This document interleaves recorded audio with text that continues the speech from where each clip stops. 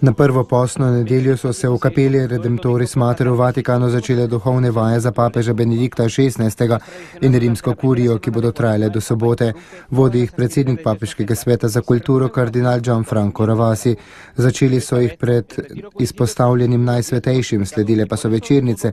V prvem premišljevanju je kardinal Ravasi svetopisemsko podobo povezal s prisotnostjo Benedikta XVI. V prihodnosti cerkve.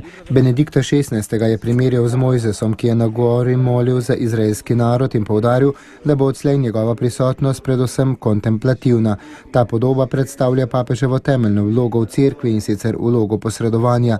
Mi bomo ostali v prašni dolini, ki jo prevevajo strah, nasilje in nesreča, tudi upanje. Od sedaj naprej pa bomo vedeli, da na gori nekdo posreduje za nas. Zatem je kardinal Ravasi vse zbrane povabil, naj v prvo premišljevanje vstopijo v tišini, tako da se osvobodijo vsakega hrupa vsakdanjega življenja.